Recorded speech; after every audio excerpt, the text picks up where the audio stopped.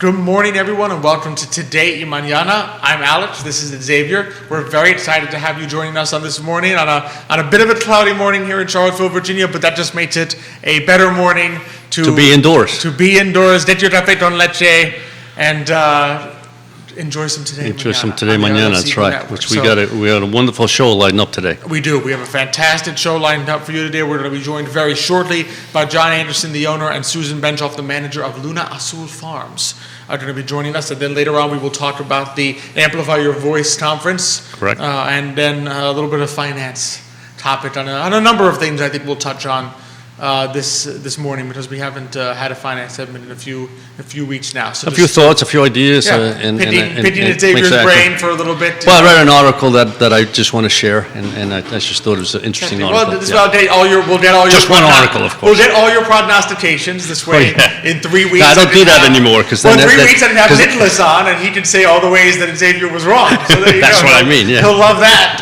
We'll give him some topics for October that he can talk about. So we got a lot going on already. Got some viewers. Lee Albertson says he loves seeing the Urpís in action. Thank you, Lee. He's a great Claiborne Education. He's a great tutoring company here, entrepreneur here in Charlottesville. A great member of the Community Investment Collaborative Board.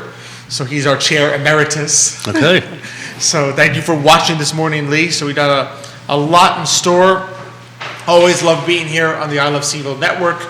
Always love being presented, of course, by Emergent Financial Services and partnering with our good friends at the Gym CVille, at Castle Hill Cider, Aqua CVille Hand Car Wash, our good friends Miguel and Chick at Craddock Serious Insurance, Johan Torres at GBS Financial Services, and of course, we're always partnering with Forward Adelante, the premier Latino networking group here in Charlottesville, Virginia. So I don't know about you, but I am ready. You're ready to go right into it today. I'm excited to talk to our fantastic set of guests here. So we are thrilled to welcome to the show this morning John Anderson. He is the owner, and Susan Benshoff, the manager at Luna Azul Farms. John, Susan, thanks so much for joining us this morning. Good morning. Thanks for having us. Yeah, thank you. It's maybe I should say buenos dias. I mean Luna Azul. Buenos dias. Well, so for those who aren't familiar, tell us a little bit about yourselves. I mean, John, I guess you could start how you came to own, and then Susan, how you came to work with John and manage Luna Azul Farms, as well as a little bit about how you picked the name. Yeah. Well, I guess back during COVID, we were bored and we were out riding around just looking at property, and eventually we saw this one. It was a little farther away than I wanted to be from what I'd been thinking of moving to, but the long driveway and the dam you get to drive across as the driveway, and there's the lake, of course, and as we went back and looked at it a couple more times, you could see the moon was always reflecting off the lake when you drove in. That's kind of one of the reasons for the name. And so the reflection of the lake was making the moon look a particular color, the blue, and so then you translated that into Luna Azul. Is that what happened? Yeah. Okay. Well, we'd been talking about a farm for John for a while, and as we traveled, because we travel a bit, I was keeping a running list of notes of possible names. Okay. If we get a farm, what can we name it? And that was one of them, and it just fit with the lake and the moon and the water. And yes, it's a beautiful name. I mean, I just love it. So I was just saying, how did that come about? But that's perfect. That's perfect. So you were searching for a farm, came across this one, and now it's a beautiful location, and I see a lot of music happens there. So I'm curious, how did you sort of say, all right, how do I go from this farm to a place where we want to host musicians and have musical events? Well, the farm, it still has a 5-bay stall horse barn, and at first I guess we were thinking about housing horses, boarding horses, and then that's a lot of work. The COVID thing happened, and places were the local bars and event spaces were closing down. So we decided to just have music there and just kind of support the local bands, and which is really fantastic. I mean, that's especially in the middle of the pandemic. They were some of the first. We've had some of the musicians on to today, Mañana, Exactly. 2021, and they always talk about how like the places to play kind of became much more difficult because you can't go play in a packed bar anymore, and so it was sort of the incentive to give them a space where they could do that and people would feel good about coming and seeing them in the outdoors. A lot of the music has moved to breweries and wineries, and that's great. I mean, I love the wineries, I love the breweries, I like what they do here. But when you go there, you're buying their wine, their food.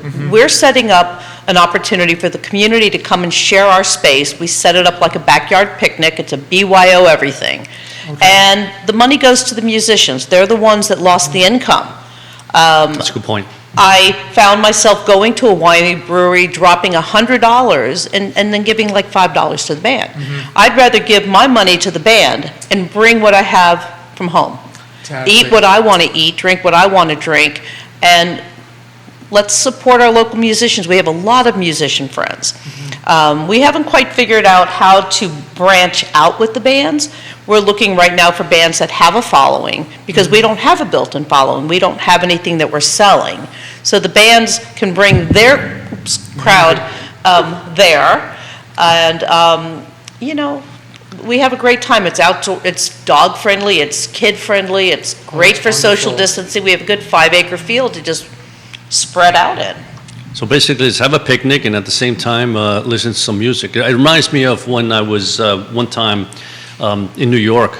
They were, I think this was for the 4th of July, they had the 1812 Overture at Central Park. Right. And my wife and I, we did that. She cooked this wonderful picnic. I didn't do anything. She just brought it all. And we sat there and, you know, we listened to the, I guess in that case it was a symphony playing the 1812 Overture, but it was delightful because you were outside enjoying, you know, the fresh air and just listening. And so this is kind of the same thing. You bring your own, you know, your own food, your own picnic, and just, you know, listen to some good music. Right. Exactly. And Oh, go ahead. I was going to say, is this like on weekends, during the week? You know, when does this happen most? Mostly on the weekends. Right now, we don't want to compete with Fridays after 5. One, we love to go there. You know, there's a lot of competition for music in this town right now. There are so many things going on every single day of the week. We've been doing Saturdays and Sunday evenings through the fall. All depends on the weather. We don't have a regular schedule because it's work, and we both have full-time jobs. Okay. So coming up, we have Saturday the 10th, a band out of Richmond called the Taters. On the 11th, we have Mama Tried, which is a local band from Charlottesville. September 17th is a Saturday. We have the Cows, which is also local from Charlottesville. Cows? The Cows. Okay. Long-standing band here in Charlottesville. Then in October, on the 15th, we have a band out of Richmond called Diamond Heist, which is a Neil Diamond cover band, and they are a blast. Oh, that And then sounds like fun. on Sunday, we have the Gladstones. So, and that's it. I think we're trying to do 10, 15 shows a year. We're open to anything, but the main thing is we have to watch out for what other competition we don't want to take away. And we're just building as we go. So we're kind of open for next year to what we do. Absolutely. And where's the farm located exactly? Kind of. In Troy, downtown Troy. Oh, okay. Downtown Troy. Zion's Crossroads too. Okay. So it's you know, it's what, 15 minutes from Pantops, 5 minins from Zion's Crossroads, right off of 250, right near the women's prison. Okay. All right. Yeah, Also, no, yeah, that is- very easy to find. It's a beautiful space. On the website, there's all the fantastic images, like especially around sunset. Oh, yeah. So that sunset hour must be just incredible. Just come and see a band and sort of enjoy the beauty of seeing it in a natural landscape. Yeah. You know, with a simple event barn and so forth. So it's got to be fantastic. I have to say, just a little thing. I don't know whose idea it was to have the Learn More button on the website be more cowbell. Which for those of you, that's a Saturday Night Live reference from an old skit that I'm a very big fan of. So whoever's idea that was, that's a big kudos to you that the Learn More button is more cowbell. That's just fantastic. Shout out Bridget Bautista. Thanks for watching the show this morning. So we got a lot of people really enjoying the topic that we have here. So I'm curious, what have you found for people who have come to the events and just enjoyed it? What are some of the unique aspects you think of having, an event that if you're a band playing out there, or if you're someone going to see a band being out there and enjoying it at Luna Azul? Unique. I really like seeing the bands with the natural barn doors behind them. Some of the bands just looks like, wow, this is the perfect band for here, playing up under the eaves of the horse barn. I love sitting out in the field and the openness. I love seeing the kids running around when they come to hear. People have set up tables with buffets that are fun to see the creativity and the food they bring. We had a benefit back in April for a Richmond musician, Brooke Saunders, who had passed last Thanksgiving. So there was 10 bands out there during the day, and this couple showed up with a truckload of adult, I call them toys. There was a large wooden hamster wheel, a teeter-totter, a giant hula hoop, and just seeing everybody, engage out in the field with that. We've asked him to come back again. So just the outdoors, the engagement, the relaxation is what I like best about it. Now, how far, obviously this is great for summer, fall. At what point do you think the weather becomes difficult to have this? We stopped mid-October this year mainly because I'm starting to travel again, Okay. and I'm very busy. And other things that are going on, other people's events or parties that we don't want to conflict with. But I'm game if there's a nice day in November, I was gonna and say. nobody's busy, and a band calls up and says, hey, we want to play, we've got a crowd, I don't mind setting exactly, up. yeah. Probably easier than we don't have to cut the grass in November. So There you go. we skipped July and August this year, mostly because it was so hot. The heat, Yeah. really. And John's the one that has to cut the grass, and it's 10, 15 acres, and so it's a little And exhausting. with all that rain, you must have been cutting it every week. Yeah. And we would have had to cancel if we'd had anything then because of the rain. Yeah. So. But even with the rain, Reverend Billy played mid-July. It started raining before he began, and then it rained intermittently through. We all just gathered up under the eaves of the barn and in the various bays, and it was like this little house party, and it was really fun. That does sound like a lot of fun. That does. So maybe this, I don't know if this is a question for John. So Kevin Higgins, thanks for watching the show this morning. He asked the audience question. How do you sort of connect? Have you been able to connect with some of the neighbors in that area? I know they could be far away, to sort of connect them to the mission and so forth. Yes. Yeah. There's probably over a dozen neighbors, and we've put out an invitation to them, of course, and we're still trying to get the guy up the street that has a pizza oven to come down. Bring the pizza if you can. Right, but he's very busy with his food truck. We have a couple of neighbors that come and support us at every single event, and they're so excited that there's something, and we hear this from people, hey, I just found out you were down the street, I can walk there. And so they come and they hang out, and it's easy, they don't have to come into town or drive anywhere, so it's been great, they really enjoy it. Absolutely. Yeah, it's a great opportunity, I think, for the people that live out in that direction. Because sometimes, if you want to live out to enjoy the beauty of nature. But of course, the closer you are to nature, the further you are from things that happen in the middle of town. So it's nice to have opportunities to say, all right, I'd love some music, but I don't feel like necessarily driving half an hour today. Right. Oh, it's right there. It's like it's something. Plus, if you've moved out to enjoy nature, you still get to be among nature and enjoy the music. You don't have to go to an urban setting just to enjoy some great bands. And what's nice is the way the barn is set up, the music shoots out into the woods. So it doesn't, I've had people sit on the street and they say they don't hear the music out there, so it doesn't disturb the neighbors on the road. Oh, that's Which is terrific. Yeah, fantastic. that's terrific. Yeah. No, and I think that's and as Susan said, the beauty is that you pack up whatever you want from your house. Right. You just go over there and you just enjoy it with some good music, right? So it's not like Susan said, you go there, it's like, okay, now I know I got to spend this on food, this on drinks, and before you know it, you say, is it, especially in today's world, is it within the budget, right? Given all this inflation, is it within the budget? Well, this is within the budget because it's whatever you have in the house, so just bring it with you. Yeah. And a donation for the band. Exactly. And Of course. that's the beautiful part. Like, if you're going there to see a band, you don't have to feel pressured like, I can't support the band because I spent $100 That's right. on wine and food.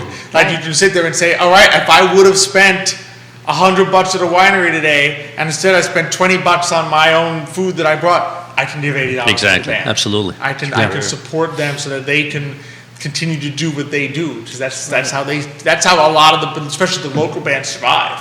Yeah. Absolutely. Sure. You know, Kevin Higgins, says, neighbors helping neighbors, everything is going to be just fine. So amen. And Nicholas says, Nicholas Urpí, thanks for watching, says amen to that. Amen to that, that's for sure. So our audience always loves kind of sometimes the ins and outs of what it's like to actually run. You know, to be an entrepreneur. 'Cause you're both, I know it's funny, you laughed when I first said it, but you're both entrepreneurs. In a sense, because you can be, I think sometimes people have this notion of entrepreneur, like you have to be just doing it for profit. But I said, in reality, an entrepreneur is someone who, we've talked about before, an entrepreneur is someone who provides value, who combines things in a certain way, right? In this case, the music of bands, a space that you have, a natural outlook, cutting the grass, ready to go, who combines things in a certain way and adds value to people. And so, I'm curious, what's it like? I mean, what were some of the challenges and opportunities you faced? What's it like running this operation, you know, doing things, some of the day-to-day? What, if anything, you've learned or that you'd love to share, advice for people who maybe have missions like this that they'd want to pursue? I don't have a lot of advice. I mean, it's hard work. Mm-hmm. So it's easy to find the bands. There's plenty of them. But getting the crowds to come, enough of a crowd to support the band. Mm-hmm. We had one band come out where only 7 people showed up. So that it's frustrating, it's disappointing. It's disappointing for us, it's disappointing for the band. So really building the audience, building the crowd, that's the hard part. The social media, maintaining the social media. As far as the cowbell, I have a friend, Dave Hootert, who lives in Sweden, that jazzed up my website for me. So thank you, Dave, if you're listening. Thank you, Dave, I love that. So, you know, really the marketing, the advertising, getting the word out to people. We're constantly handing out business cards, handing out stickers. People love a sticker. That's the hard part. Maintaining it, keeping it. We had to build the stage. I mean, that was hard work. John and I did that manually, mainly John. Wow. You know, building it up, flattening it out, leveling it out, making it even. Now we're trying to level out an area for a dance floor, figuring out where we want to go in the future. Mm-hmm. How do we want to expand? How do we build on this each year? Keeping the grass cut.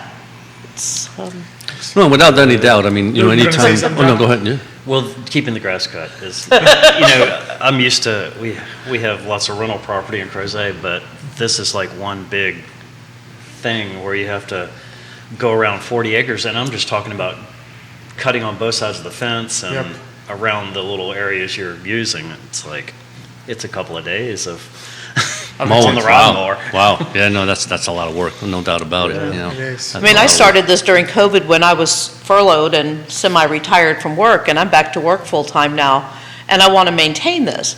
But we had this grandiose idea that we would be farmers, and we applied for a grower's license, and we grew hemp the first year. And we didn't have all the fancy tractors and plows. I mean, literally, we broadcast seed over 5 acres by hand. And then harvesting, we didn't have it. It was hard work, and it's like when they called me to come back to work the end of November, they said, "Would you like to come back?" It's like, yay, a desk job! You know, I was so excited. I didn't have to work on a farm. You know, I love it. I love being out there. I like just the general exercise and moving around, but it's work. I want to sit down and enjoy the bands, but I'm watching the door. We're parking cars. We're you know, doing that. So. It's all the little things, I think, that go behind being an entrepreneur. I think people sometimes, like, before you start, there's always the temptation to be like, all right, well, what I will do is get the bands, set them up, poof, done. And then there's all the little things that you have to do behind the scenes that people need to appreciate, that entrepreneurs like you do, that to make this work. Like, there's a lot that goes on back there, so that when you go there and you see the band on stage, you are getting that enjoyable experience. There's a lot that goes into it, and even having a farm. I know that it can be tempting. I remember there's a movie about, like, the life of Beatrix Potter that my mother loves, and every time you watch this movie, right, you just sit there and say, wouldn't it be so lovely? She's got this beautiful little touch. She buys a farm. She bought tons of farmland in England to preserve it. And, she buys the farmland. Oh, it's a beautiful little cottage. She goes for a little walk, sees the pigs in their little pen, sees the chicken, sees the flowers. Wouldn't that be lovely? But then you have to sit there and think, but wait, then who's taking care of the chickens? Yeah, who feeds the chickens? Who cleans the pigs? Who plants the seed? There's so much work that actually goes to make beautiful things, but in the end, it's worth it because of the joy that you said, the joy that you derive. That's right. From being from doing something that you're passionate about doing. And what I was going to say is before is, one of the things is when you first start, you don't have a following, but word of mouth, and then without any doubt, I mean, today's world, social media just is so critical to literally any business, because the more you put out there, the more people learn about it, and then it just expands. So, I mean, how many years have you been, has Luna Azul been? Just two. So Right. Little by little, that just expands, and sometimes it expands exponentially. Before you know it, maybe in about 3 or 4 years, like, whoa, where are we going to put all these people? Well, we have to develop a little patience. Yeah. John's like, why isn't it happening now? But we Takes time. we build each one. I Right. think the largest crowd we've had is at 100. And with the county, I think as a backyard party, we can go to 200. Yeah. And if we exceed that, then we need to look into becoming something different. Yeah. But I don't know that I want to be anything different. I like what we are. I mean, you So- think 100 people, you put them into a room, it's packed. You say, oh my Right. God, this is packed. You put them into a farm, it just looks like, like ants. It's like, well, there's nobody here. But that's 100 people. It's not easy to get to an event. So if you're getting 100 and you're, aiming at 200, you're doing really well. Right. I mean, as far as that's concerned. When you said the crowd, we have a friend who brought a drone down and took some pictures. And while we thought we were crowded, when he took the pictures from the air, it was like, oh, is that it? It was just this little teeny thing. A couple little tents. Roots to grow. Look at that. We have plenty of growth there, which really is, I think, that's a good, point you make there, because I think there's a temptation sometimes that we want to grow fast, quickly, but you can hit that, sometimes those first few years, I mean, we've had this from our experience, right, as an entrepreneur, there's that kind of slow growth, and then you hit the critical mass, and then you have the growth phase, and it's boom, boom, boom, boom, boom. We've had on, Jeff from Aqua CVille talks about it, how Right. like, for a while, you're just like, oh, I have time to do this, I have time to do that, right? And then suddenly, the growth phase happens, like, oh boy, here we go. So it's a beautiful thing. It's just the patience, I think, is a great advice for people to have. Like, it's okay to want to grow quickly, but to recognize that patience is needed, and especially in those early phases of being an entrepreneur. And there's growing pains, right? In other words, in every business, as you grow, you learn more, right? So if you go from A to Z, all of a sudden you realize there's just a lot of things that I'm doing wrong, and it could collapse quickly, right? So if you sometimes growing slowly is the best thing, because you're growing with it and say, wait a minute, I didn't do that right, but it didn't impact because we didn't have that many people, that many clients. You fix it, and now you're ready for the next the next growth pattern. So it'll come, but I think it's if you guys are doing just great. Thank you. Yeah, you're doing great work. Now, quick question. So if people want to come, is this something where you register to come? Is it like come when you want? Do they go to the website and click something? I wish we did the register, then we'd know how many were coming, but no, it's just show on up. Oh, okay. We collect donations at the door. Bring your tents, your tables, your chairs, your kids, your dogs, your friends, whatever you want to eat and Especially drink. your friends. And your friends, Especially right? friends. And come on, hang out in the field. We usually open the gates an hour before the music starts. We're on Facebook. I'm still trying to figure out Instagram. I'm not a real fan of, because anyone can follow you, and that's sort of frightening to me.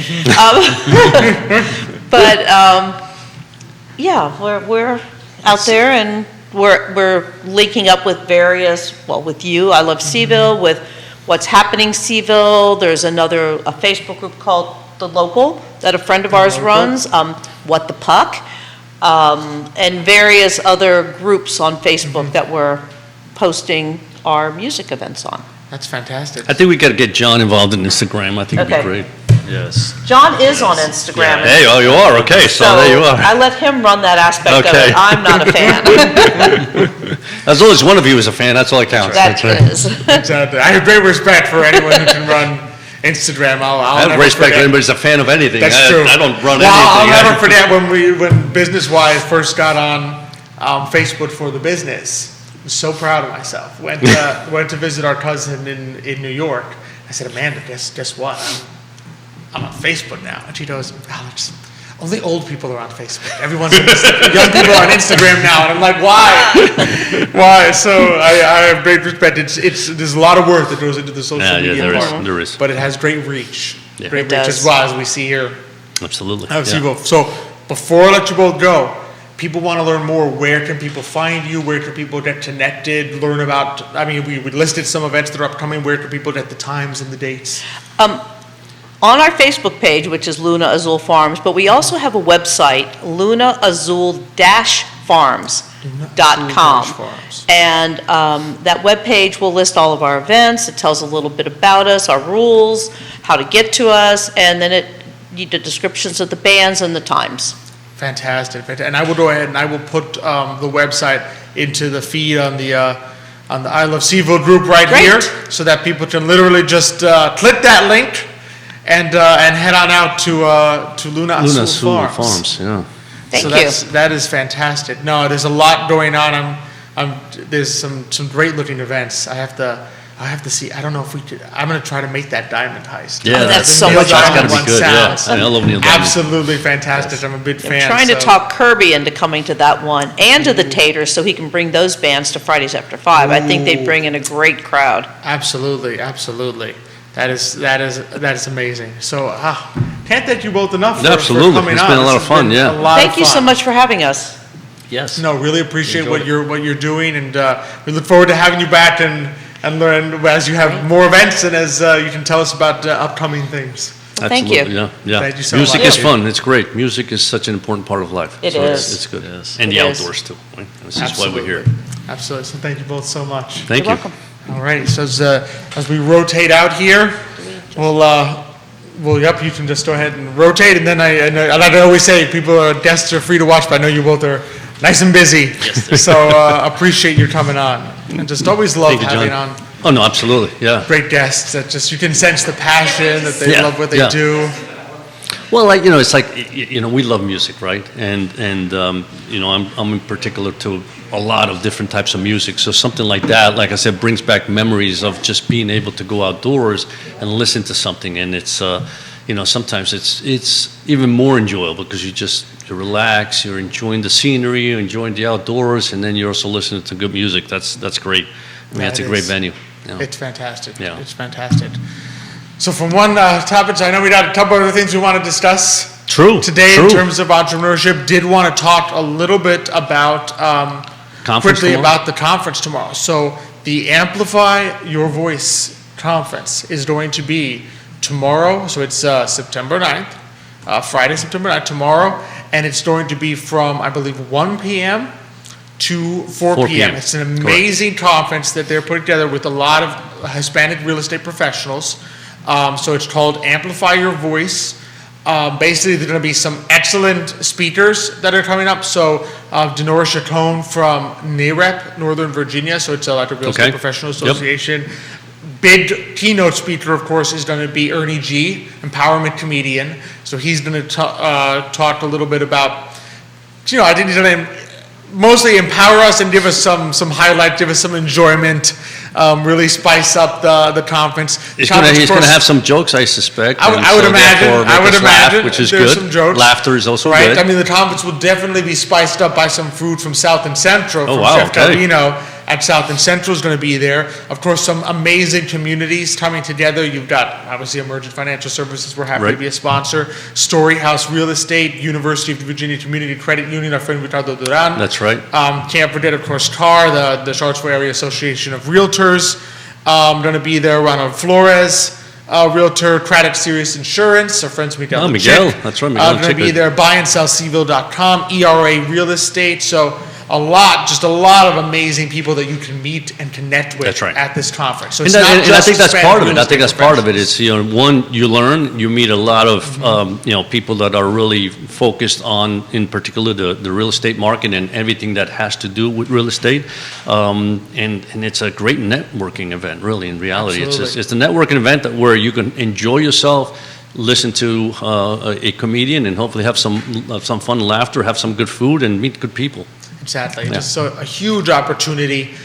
Registration is still open. You can register at, it's at eventbrite.com. You can find it on Facebook.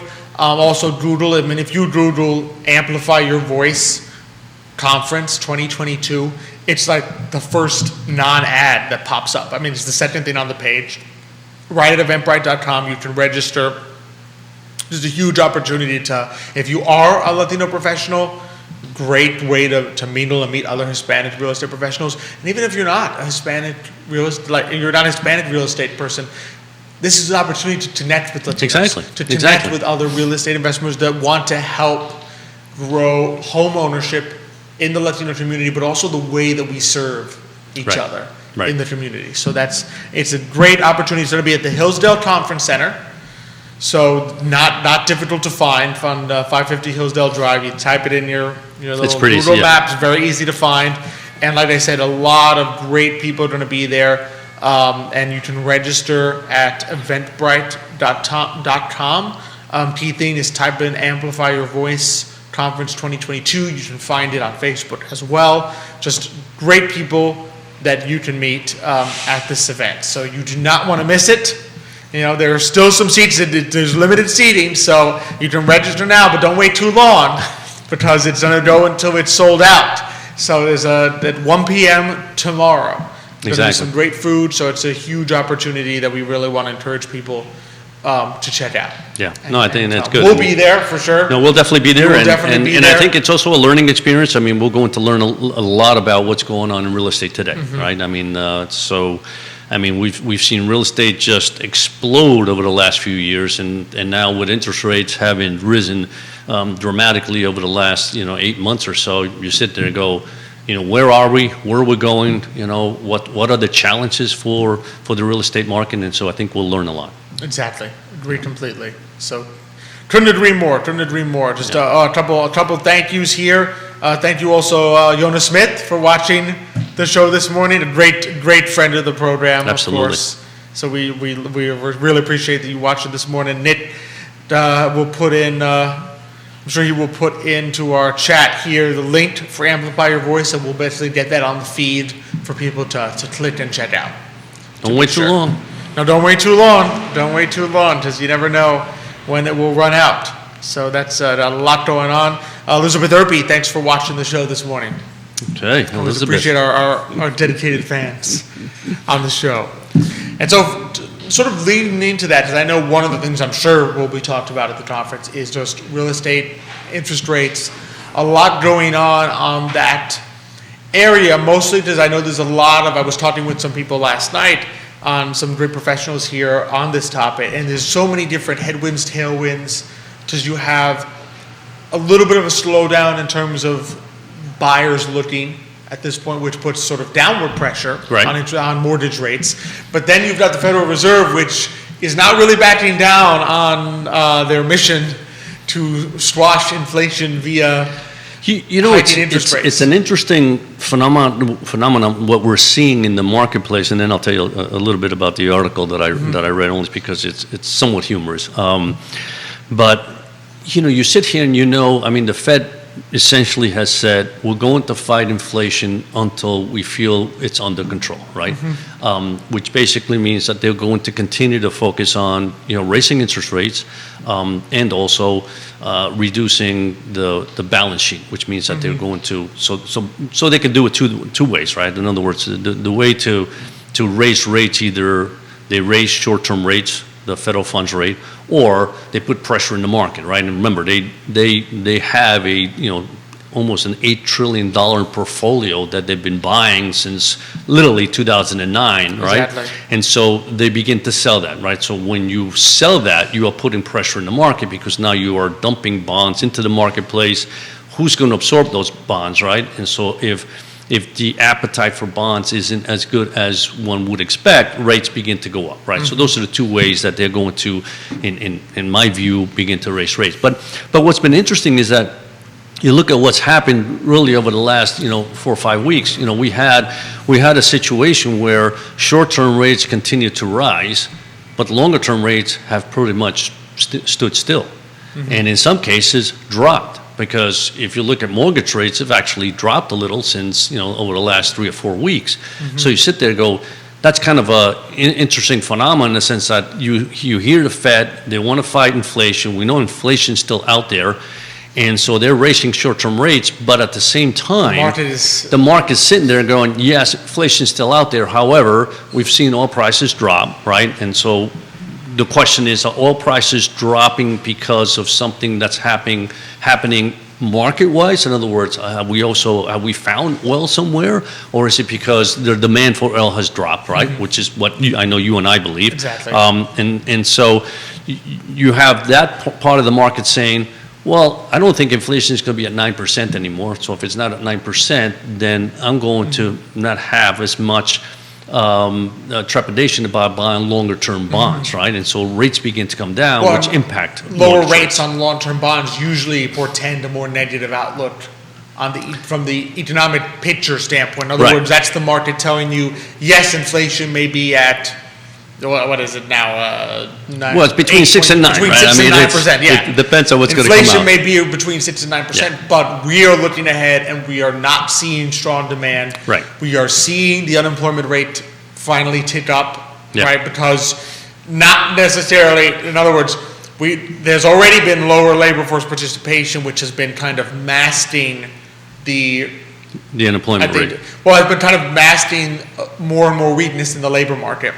And of course, once now some of those people that weren't looking try to get work again, the unemployment rate finally ticks up. Yeah. Because it's the dynamics of how that rate works. So that now the headline number is now beginning to reflect some of the weakness in the labor market that I think some of us who looked at the deeper numbers were seeing in the past several months.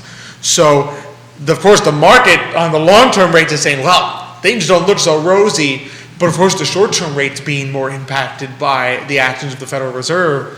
The Federal Reserve is like, we got to go jack these rates up because this is the only way they see to squash inflation. Interesting enough, they said that they're not as concerned about impacting the economy. Obviously, they're more interested in reducing inflation and impact the economy. So 3 weeks ago now, Powell basically said, we are prepared to cause economic pain. In order to squash inflation. Yeah. I mean, the market tanked that day, but he basically said, we are prepared to cause economic pain in order to reduce inflation by raising interest rates. Because in the end, I mean, large inflation numbers are economic pain to everybody in the country, right? So it's one way or the other, and if that lasts a lot longer, the economic pain is going to probably be worse than the short-term impact. Right? Exactly. Yeah. So he's almost basically saying, something very bad is going to happen unless we cause some very deep short-term pain in the labor market, essentially. Because that's really where the pain he's talking about, right? In other words, we know the negative impact of inflation over the long term, right? Because your savings dry up. You can't afford things. The impact is felt every day by families. The pain he's talking about is we're willing to have some people lose their jobs too. So let's face it, a decrease in demand and negative GDP, what he's saying when he's saying we're willing to cause some short-term pain is we're willing to see some job losses in exchange for getting rid of this enormous ever-present tax on people's savings and on people's ability to afford the cost of living. Yeah. So I just to get back, so I read this article and I thought it was interesting because he said he's never been in a situation where this is an economist in one of the firms, and he says, all the people he talks to, he says he's never been in a situation where the opinions of people are completely opposite. In other words, and he says it's the difference between an Uber and a New York taxi, right? And he says, when you're in New York, and he says you see a taxi with the windows open, he says basically there are very few reasons to get into that taxi if the window's open. There's a lot of reasons not to get into that taxi if the windows are open. I mean, obviously, talking about in the summer, right? Yep. And we all know what those reasons may be, right? So he says, it's incredible how there are people saying, no, things are just going fantastic. The economy's doing great. Everything's going as one would have expected, right? And then there's others, which is, I guess, the New York taxi event, right? And would say, no, I mean, we're basically in a recession. Things are not going well. Inflation's out of hand, right? Gas prices are still extremely high, which means it impacts every single consumer out there, every single business out there. And so, and you look at globally, I mean, you look at Europe, they're in more dire straits than we are. I mean, Legrand herself said, she's got to fight inflation until it calms down, right? And but even from an energy point of view, they're in a much more difficult state than we are here in this country, right? Exactly. So there's just so much going on globally that impacts what happens to economies, that the issues in every country is really impacting, how the whole world is connected to each other. And I think that's just going to continue for a period of time. And so we're going to see our economy suffer for that also, Absolutely. So I mean that's my opinion again. And you can see the uncertainty even in the GDP now. I don't know if you've noticed the Atlanta Fed GDP now forecast. That thing is it's all all over the place. Yeah. I mean, a week ago it was looking at 2.5, and then it just plummeted over. This is like a real-time estimate of what they think the third quarter will look like. Right, exactly. It's not an official number. This is sort of trying to project what it will be. The projection went from 2.5 to 1.5 in, so like a whole 1% shaved off GDP estimate in like a week. Yeah. Maybe even less. I think it's like from August 30th. Yeah, even less than a week. So there's just so, as I said, there's just so much uncertainty. No, there is. What we are looking at. And again, the consumer, right, drives the economy in this country. And when you continue to put pressure on the consumer in the areas of, food, clothing, energy prices, it's going to impact them. Sooner or later, they have to say, I can no longer have, my discretionary spending is gone. I can no longer do some of the things that I wanted to do or buy, so because I need to be able to put food on the table. I need to be able to heat my home, right? And so the budget shifts towards the right, and people say my discretionary spending has to drop precipitously, and therefore you're seeing that, and so you're going to see that happen much more as opposed to be a consistent, good working economy. I just think people's perspective is, if you think things are not going to be looking good, then let's face it, we're not too far away from Christmas. So if you're thinking about Christmas, you're saying, I can no longer spend this money today and next month and the following month because I know Christmas is coming, and that's it. That's a time when consumers like to spend a little bit more. Yeah, and in this environment, inflation environment that changes behavior, you have no choice. You need to hold back what you can now in order to be able to even approach what you would like to have originally spent on gifts and things in the past. Exactly, yeah. But I thought, the other thing I thought was interesting, I have been doing some kind of homework on, the different markets out there in the sense of, we always talk about that not every single market goes up, not every single market goes down. And I also had to run some numbers because one of the things we like to do is we take a look at, people's portfolios and kind of see what kind of risk level they are. And one of the things we do is we run it against what happened during, 2008, what if the market crashes, so, Russian fiasco. So we run it we run scenarios that take a look at what that portfolio exactly would have looked like under that stress, just to get a feel for the risk, right? And what's been more incredible than ever, and obviously we know exactly why, is that if you look at the returns of portfolios today, they're much worse than what those models would have expected. And the only reason is that in every single one of those situations, when the markets were crashing, there's one thing that was always going up. bonds because interest rates kept going down. Every time something happened, rates were going down. Yeah, remember just for the audience, when interest rates go down, the price of bonds goes up. value of There's bonds an goes inverse mathematical relationship. Right. Right? So, of course, pretty much every single one of those scenarios. of your great financial crisis, your Russian crisis from the 90s, you have interest rates going down, meaning that even though the stock market is crashing, once you have bonds in your portfolio, your bond position actually goes up, kind of solidifies. And it mitigated the whole portfolio, right? And this is the one time. And this is one time where you sit there and you realize that the bond market, I mean, if you think the market as a whole, I mean, from 0 to 30-year bonds, right, in the U.S., the market's down about 8%, right? That's a huge impact. I mean, you're sitting here and saying, the stock market's down about 17, 18, 25, depending what sector of the market you're in, right? But when you have bonds down 8%, and that's supposed to be your anchor, it's supposed to be your safety. Yeah, your safety. It hurts. It hurts dramatically. Now, again, the beauty about bonds is that if you buy a bond, you hold to maturity, you're going to get that return, right? That loss, eventually will come back, right? Mathematically, it adjusts. It adjusts because everything you buy, just simplistic, you buy a bond at 100 at a particular rate, you get paid that rate. Obviously, if rates begin to go up and down, that price may adjust up or down, but when bond matures, if it's a 10-year bond, at the end of 10 years, you get your $100 back. So mathematically, even if that bond goes low or higher, it has to come back to 100, right? So it's been interesting, but in addition, when I look deeper and deeper, there are sectors of the market that have done very well. And one sector which I was a little surprised was, for example, clean energy stocks in general, they have a return of about 6% this year, positive return. I mean, that's pretty impressive. This is why we always talk about diversifying your portfolio into different sectors because, you just never know what's, obviously energy sector's done extremely well. That goes without doubt because we went, energy prices from the teens all the way to hundreds and now down back to the 80s again.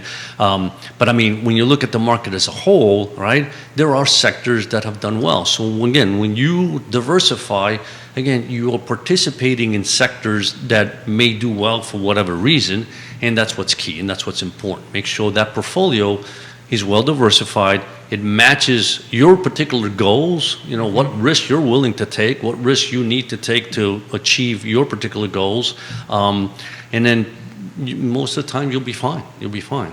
Exactly. That's always the key. It's been a stressful year for many people, and again, those that are the most stressed is because they were in one little pocket of the market, and that pocket has just been crushed, and then sitting there saying, what do I do now, right? And so that's the difficult part.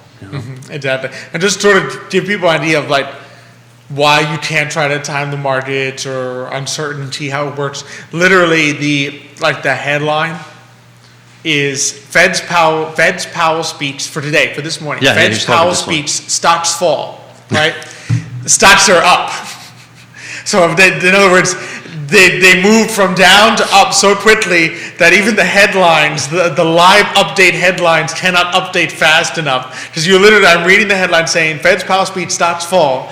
And stocks did fall, but now they're up. Yeah. Now they're green. Because it's like everything. It's like when economic numbers come out, right? The impact an economic number comes out, whatever it may be, right? Boom, the market reacts immediately, right?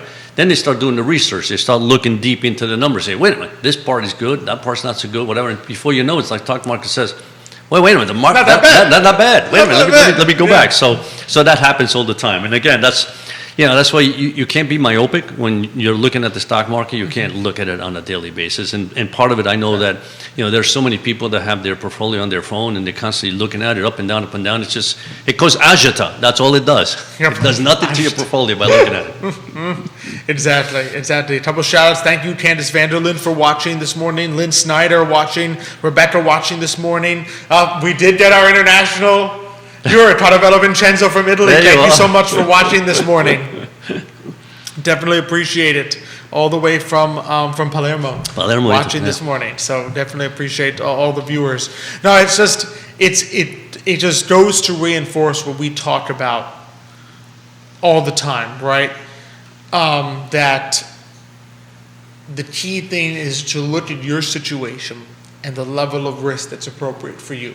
You cannot try to pick out. Nobody has a crystal ball. You don't have a crystal ball. I don't have a crystal ball. Nobody can pick out automatic winners or just be able to say, yeah, in year 2022, this is going to be the winner, and I can put all my money into this, and it's gonna be great. Or to say 2023 is gonna be a terrible year, I'm pulling all my money out of the stock market. You just cannot predict these things. So the key that you have to always keep focused on is, am I diversified? And does my portfolio reflect the level of risk that's appropriate for me? And it's going to change. So in other words, you need to, this is why people hire professionals, but you need to monitor it because it's going to change. You can set up a portfolio that's appropriately risked for you.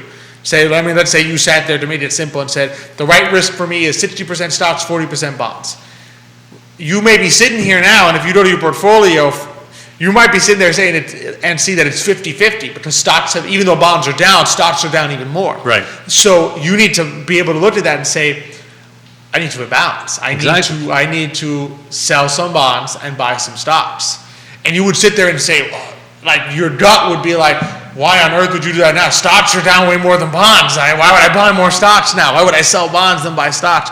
Well, because the appropriate thing is to say, what is the most appropriate level of risk for me now?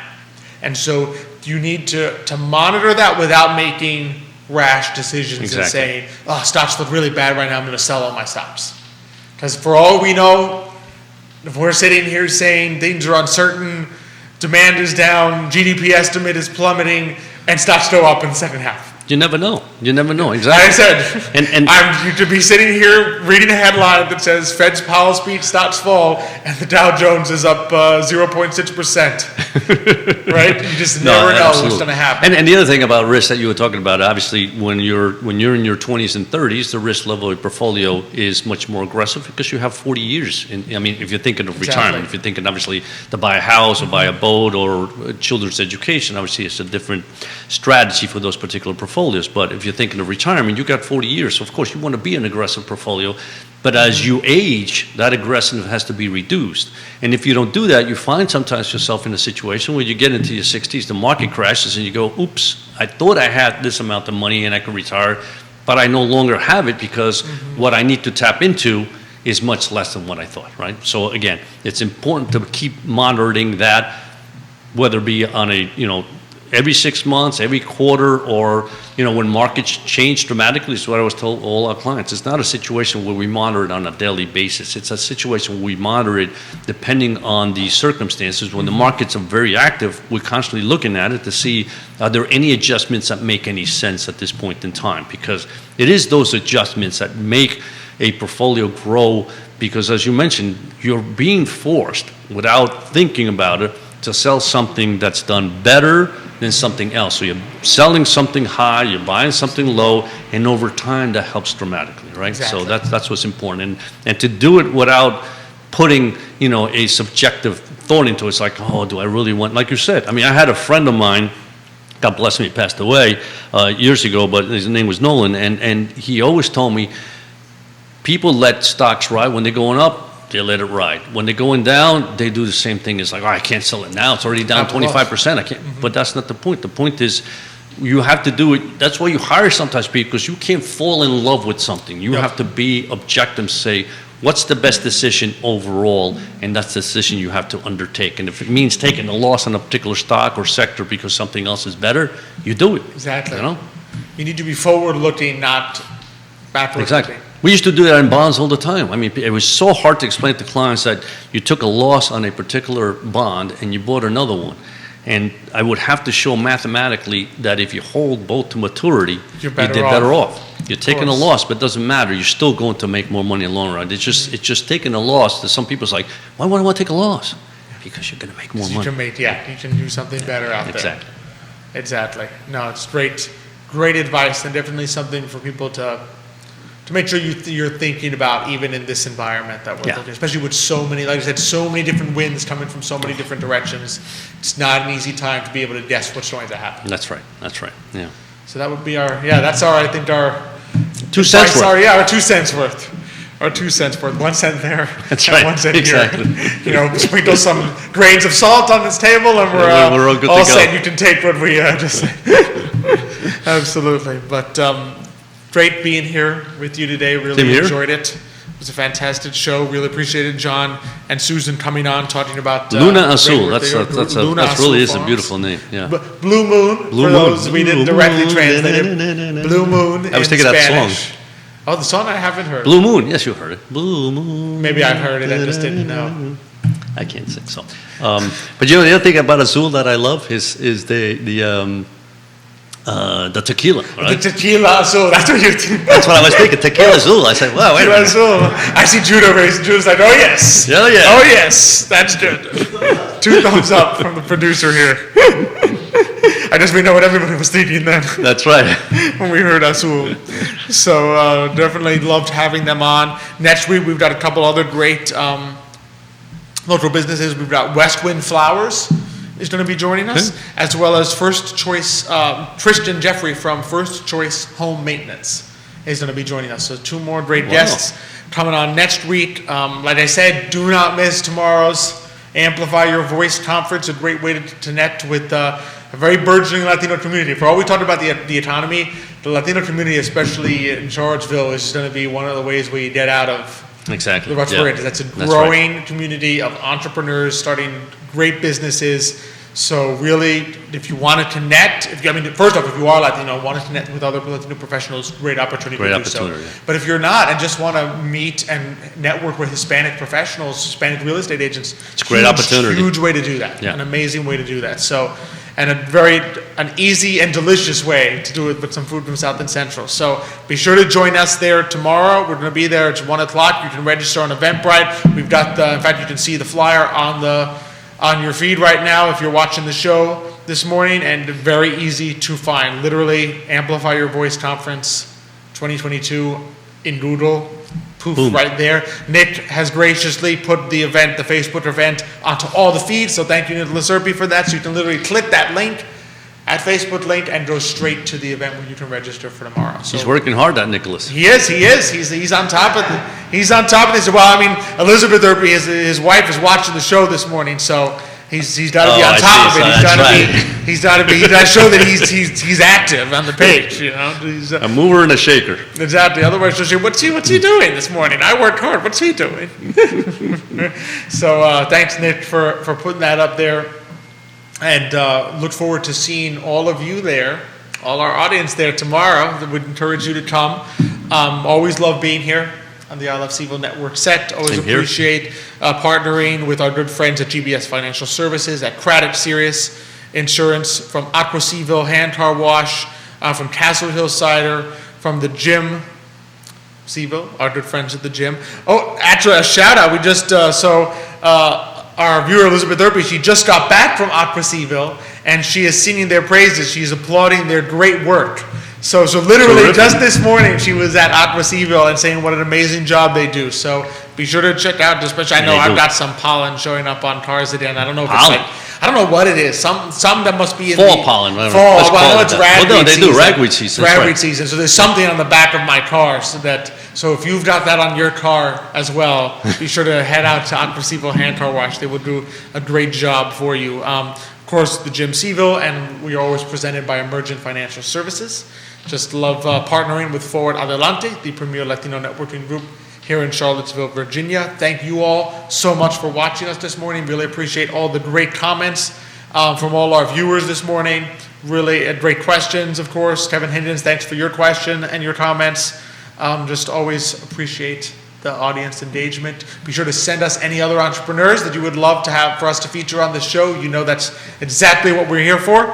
Just really appreciate you all, and we look forward to seeing you next week. Remember to like and share. Remember to like and share the show. I have to say that You're once. getting good at that. I've You're been getting good told. at I've that. been told. You gotta say it a once show, at least. be sure to like and share. We will see you next Thursday, but until that time, as we always say on the show, hasta mañana.